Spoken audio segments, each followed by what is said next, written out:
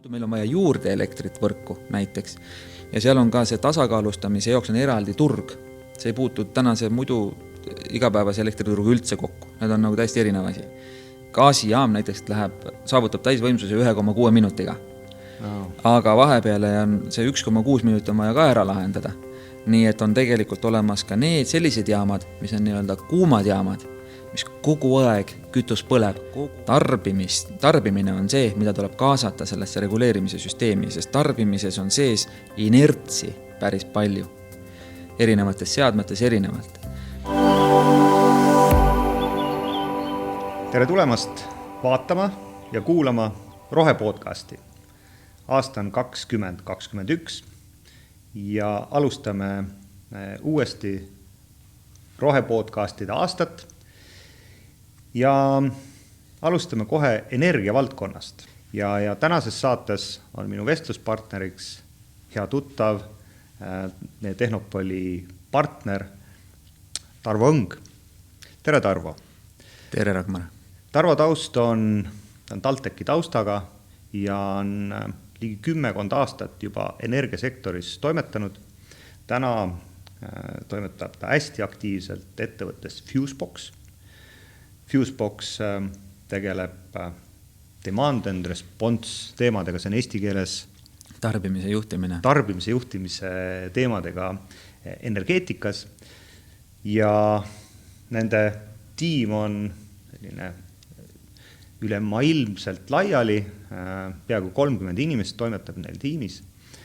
Eestis need aktiivselt toimetavad 5-6 ja algatuseks küsikski Tarvo käest, et selgita, et mis see tarbimise juhtimine on? Tarbimise juhtimine on selline kaval asi, millega seda on tehtud nagu eluaeg nii kaua, kui üldse tarbitud on. Et kui on vähe, siis tahetakse juurde või ühesõnaga reguleerida kogu aeg vaja. Aga see põhjus, miks meie seda teeme, on pisut erinev sellest, miks see varem on vajalik olnud.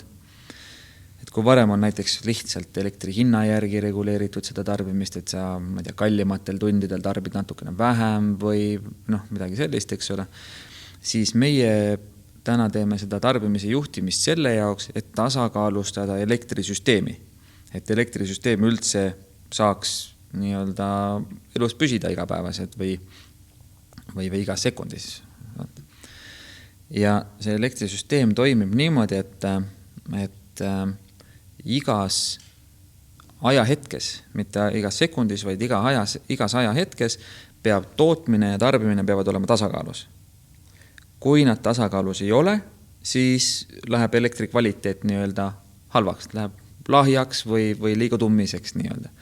Ja seda, üks, mille järgi seda mõõdetakse, on sagedus elektrivõrgus. Meil Eestis on 50 Hz on see sagedus. Ja lihtsalt asjad on ehitatud nii, et nad töötavad kõige paremini siis, kui see sagedus on 50 Hz. See on igast 100 muud näitajat veel, aga see on nagu lihtne ja vaadata.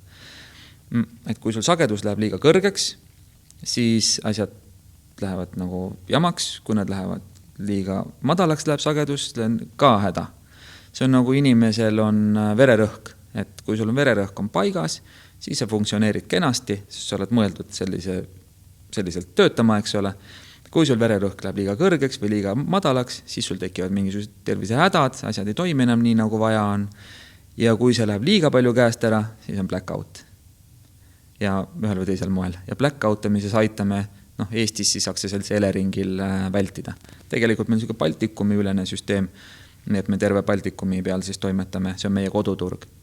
Üks näide on veel, mis võib-olla iseloomustab seda on, ma ei tea, kas sul oli, aga mul oli kunagi, kui ma olin lapse käisin koolis, siis mu vanematel oli, mäletad, puitimitatsiooniga elektroonika kell oli roheliste elektrooniliste numbritega. Olen näinud. Ja, et see oli nende voodi laua peal või voodikapi ääre peal ja ma selle järgi vaatasin, mis kell ma kooli pean minema. Ma käisin lõuna ajal, nii et siis teises vahetuses, nii et vanemaid kodus polnud. Ja siis ma vahest jõudsin liiga vara kooli, vahest jäin hiljaks. Ja siis tookord ma ei saanud aru, milles asi on, aga nüüd tagantjärgi mõtlen, et tookord sellel Vene ajal nii-öelda sagedus õõtsus nii, kuidas tahtis ja järelikult see kell käis ette või käis taha. Ta sai seinast vaata voolu, mitte vatareist. Tõesti, ja. Nii et ta pani nii, kuidas tahtis. Elekter on selles mõttes väga huvitav asi. Et me kõik tarbime seda, see on täitsa igapäevane. Et aga seda selgitada, mis see täpselt on, väga paljud ei oska.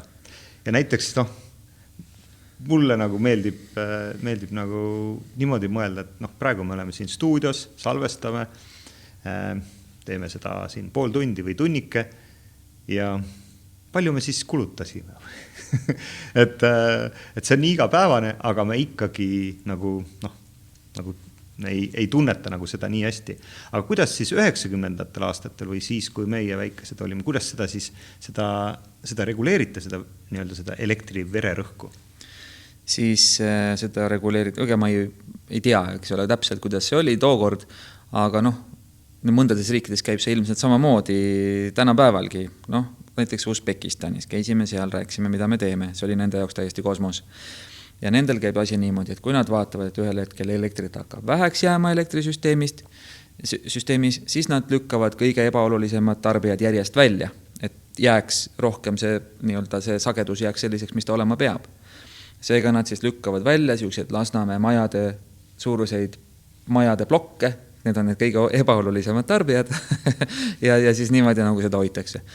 Ja osades riikides on see, et ongi rolling blackouts, ehk siis nagu iga päev on teada, tuleb 3 blackouti näiteks, igal siis vanal on enda diisel või bensukenekas, mis tiksub kusagil.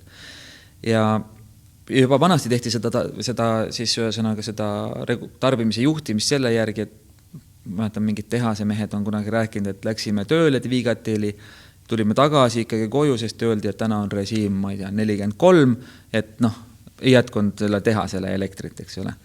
Ja nii see käis, aga nüüd me teeme lihtsalt seda, ma ei tea, 1000 korda intelligentsemalt, eks ole. Jah.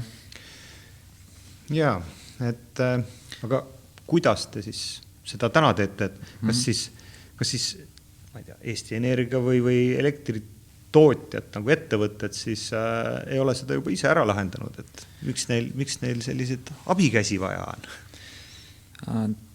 Sellega on niimoodi, et tänasel päeval on nii, et kui kõik elektrimüüjad prognoosivad järgmisesse 24 tundi, igasse tundi, et palju nende portfell tarbib, siis Eleringile nad raporteerivad kõik. Siis Elering liidab need kõik siis kokku need tunnid ja korrutab veel mingisuguse oma prognoosmudeliga läbi ja siis tellib sinna taha tootmise.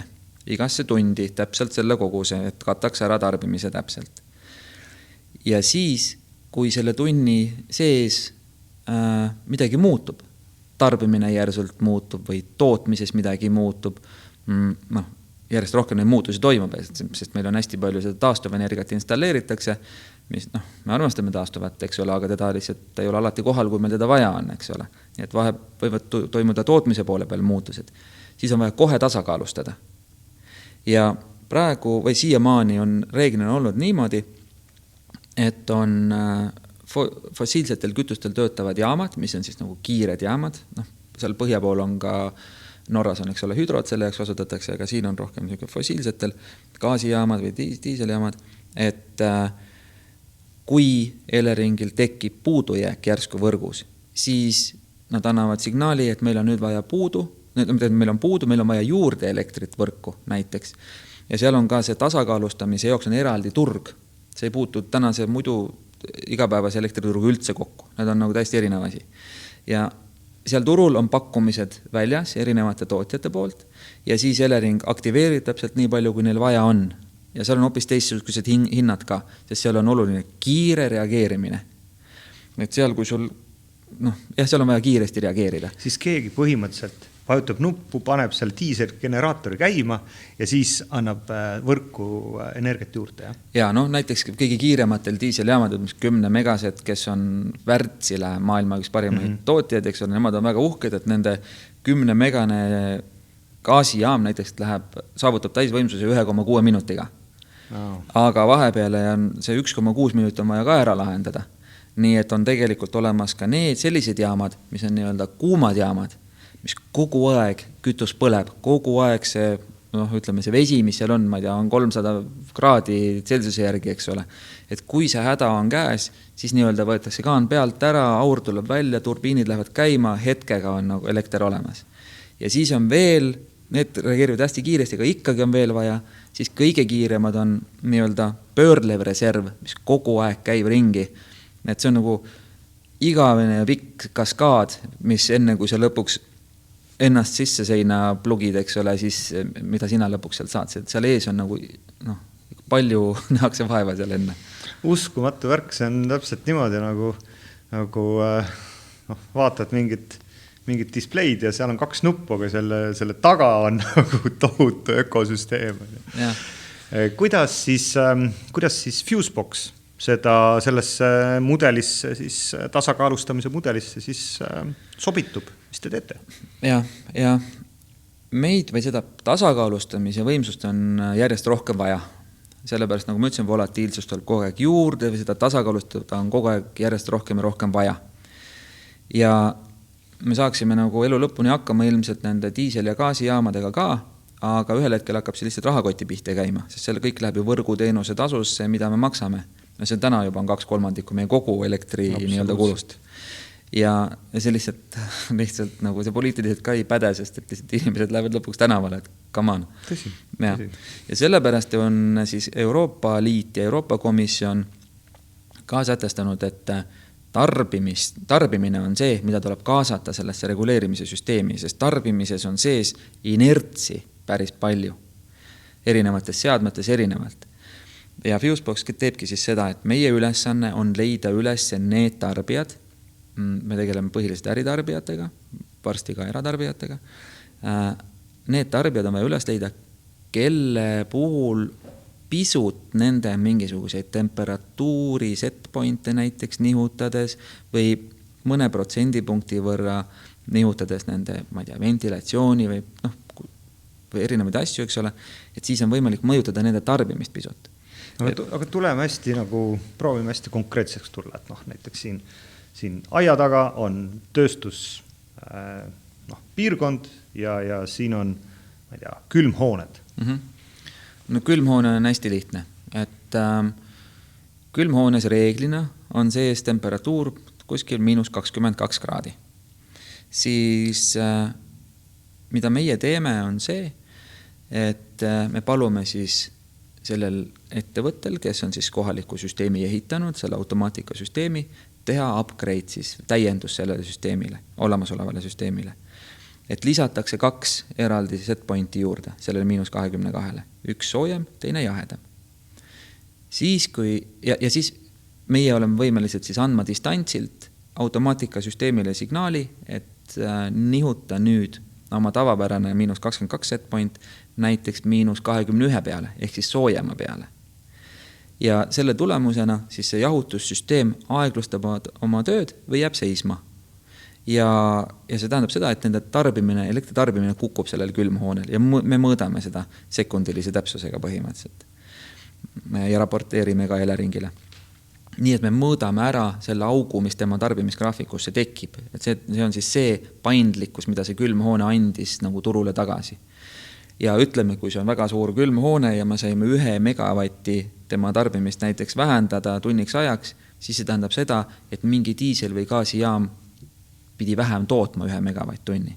Nii et me siis ühesõnaga selle aja jooksul vähendasime ka CO2 emiteerimist umbes 0,4 tonni võrra.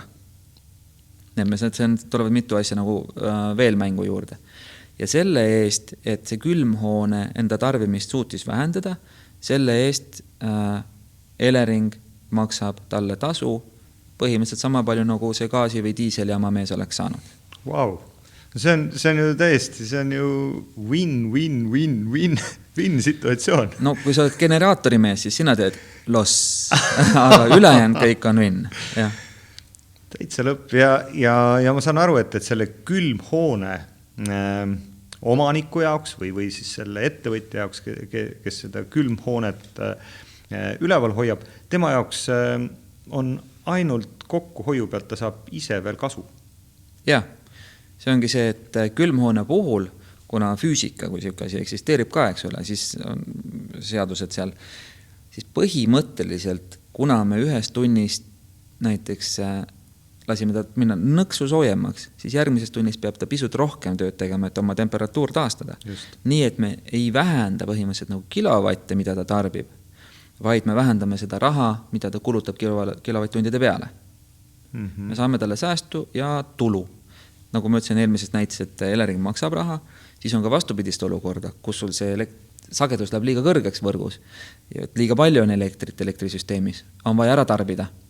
On mingisugused eraldi megavõimsad tennid kusagil, ma tean, leedukatel on ühes jaamas on 5 megavatti traati kusagile pandud sinna järve, mis lastakse lihtsalt kuumaks, et kulutatakse ära elekter, kui on liiga palju.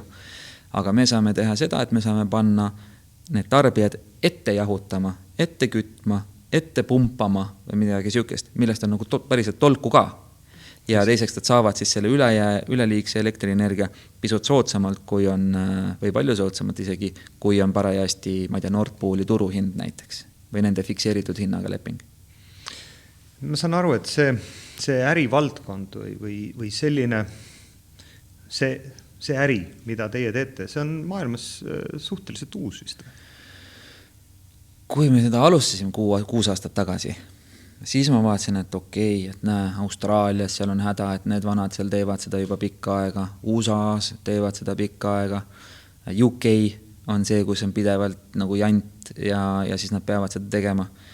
Mis ma mõtlesin, et okei, Baltikumis ei ole, Põhjamaades ei ole, Euroopas üldiselt on nagu, peaaegu et nagu ei olnud sellel hetkel. Ja siis me hakkasime siin Baltikumis seda tegema ja siis me mõtlesime, et okei, et me oleme siis see tarbimise juhtimise agregaator, ehk siis paindlikkuse koguja Baltikumis.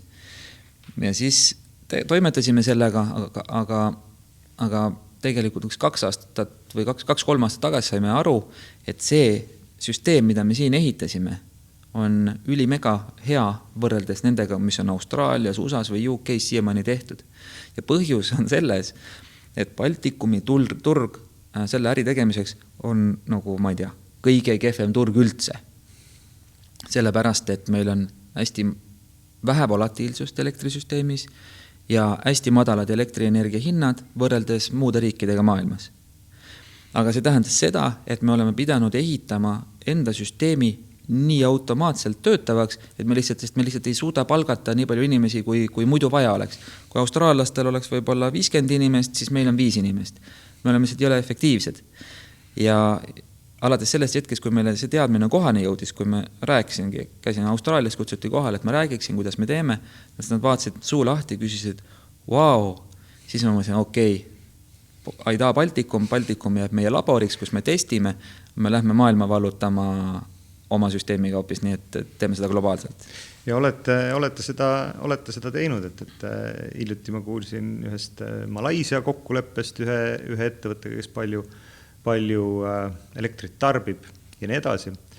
Et ühesõnaga, teie tugevus on tegelikult välja kasvanud sellest meie turu nõrkusest. Et see on väga kihvt selline majanduslik sükene fenomen, et lihtsalt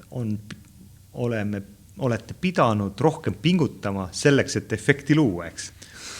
Ja see oli, kusjuures me nagu ei teadnud, et kusagil seal tunneli lõpus on valgus. Vaid me arvasime, et elu ongi selline, nagu siin on. Nagu olime kanapuuris ja nagu õppisime elama ja siis järsku tehti uks lahti. Vau! Ja nüüd on nagu tulnud valla. Ja teie süsteemis siis insenerid loovad füüsilisi seadmeid, mis integreeritakse siis, ma saan aru, erinevate siis kas Siemensi või nende erinevate sihukeste liidestega, kus te saate siis kaugjuhtimise teel siis reguleerida, kas jahutuskütte või ventilatsiooniseadmeid? Meil on oma nagu riistvara ja meil on oma tarkvara. Ja see tarkvara on see tegelikult see võti nii öelda. Et kui me alustasime, täitsa alguses ma unustasin öelda, siis me valisime välja maailmast 10 nagu pädevama ettevõtte vahelt välja ühe UK-st, kellega me alustasime, ma mõtlesin, mille pärast ratast uuesti leiutada, et võtame nende asjad. Ja siis me vaatasime, et esiteks on pagana kallis, ja teiseks ta ei oma sellist funktsionaalsust, mis meil siin selles nii-öelda halvas olukorras nii-öelda pädeks. Ja siis me mõtlesime, et me saame nagu 2 aasta litsentsi tasude eest saame ehitada oma süsteemi, mis juba hakkab tööle ja siis edasine kõik on juba boonus. Ja nii me siis tegime, sellepärast me tegime oma asja. Ja meie süsteemi mõtte või see arendamise eesmärk on see, et ka see tarbija ise või see kontorihoone omanik näiteks või ka eratarbija lõppude lõpuks on see, vaatab, et okei, mis ma teha saan oma ettevõtte jaoks, et kas ma saan rohkem peno seina lüüa, et oleks nagu energiaefektiivsem või ma panen päiksepaneelid või ma ei tea, panen rohkem automaatikat või ma siis teen tarbimise juhtimist ka, mis on lõppude lõpuks ainus asi nendest, mille eest meie maksame talle. Meie talle kunagi arvet ei esita. Et meie oma klientide kunagi arvet ei esita, me maksame, et nad läheksid roheliseks nii-öelda. Ja siis see ühendumine selle hoonega on niimoodi, et osades hoonetes, kui on värskem automaatikusüsteem, siis me oma riistvara üldse ei pane. Siis me saame läbi pilve anda seal signaali ja siis juhtuvad need asjad, mis on ette programmeeritud hoones sees. Meie ise midagi ei programmeeri. Alati see vastutus jääb sinna, kus ta praegu on ka olnud, turvalisuse mõttes. Ja kui on vaja, siis me paneme oma mingi kontrolleri või vidina sinna vahele, mis siis annab turvalisusele näiteks jälle juurde. Kui on näiteks haiglate generaatorid või vanglad või kui on vee-ettevõtted või elutähtsad mingisugused muud või mis iganes, kus ei tohi olla digitaalselt signaali, et kui, ma ei tea, kes iganes meisse peaks sisse häkkima, siis hakkab kogu aeg seal signaali andma, et keerab kõik metsa, eks ole, sellist asja ei tohi juhtuda. Sellepärast ongi nii-öelda füüsiline signaal läbi relee, mis annab signaali edasi kohaliku süsteemi jälle ja siis jälle juhtuvad need asjad, mis vaja on. Ja kohalikul süsteemil on ka alati prioriteet. Et isegi kui meie anname signaali, et ole vunts ära nüüd tarbi natukene aega. Ja kui neil niikuinii, ma ei tea, külmhoolel näiteks on ukst lahti, ma ei tea, kinni kiilunud, mis iganes, siis see kohalik süsteem ja temperatuur on paigast ära, siis see kohalik süsteem üldse ei võta meie signaali üldse vastugi. Et need tarbija turvalisus on nagu number 1 selles asjas. Super, et võtaks siis tänase sellise tarbimisjuhtimise ja energeetika teema oleks hea meel, kui sa võtaks oma sõnadega kokku, et just sellest vaatenurgast, et kuidas me saaksime siis tarbimisjuhtimisega ja kui palju me saaksime tarbimisjuhtimisega keskkonda siis puhtamaks, paremaks muuta, et A, me ei tarbiks nii palju ja B, et oleks rohkem neid ettevõtteid seal taga, kes laseks oma tarbimist juhtida. Küsisid sellise küsimuse, mida paljud inimesed õpivad või sellele vastata käivad ja õpivad TalTechis 4 aastat või rohkem veel. Et ma isegi veel energeetikat õppinud kunagi. Et ma ei oska sulle muud moodi vastata kui seda, et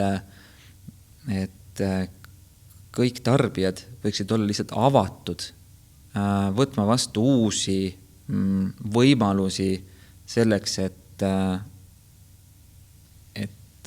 ise saada midagi nagu vastu ja anda ka kogu süsteemile. Kogu süsteemi ma mõtlen siis nii Baltikumi elektrisüsteemile, nad saavad ka sellest sealt vastu ja suuremas pildis makrovaates siis ka selleks, et võib-olla vähem võetakse puid maha, et kuskil ahju ajada, eks ole, või vähem lastakse gaasi lihtsalt sooja taevasse.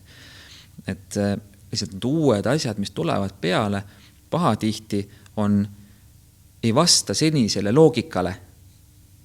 Ja siis inimene mõtleb, toetades oma senisele loogikale, tihti mõeldakse, et see on ju jura, et see ei ole reaalne, see ei saa toimida. Pole ju pointi midagi lihutada, sellepärast kilovatide arv jääb ikka ju samaks.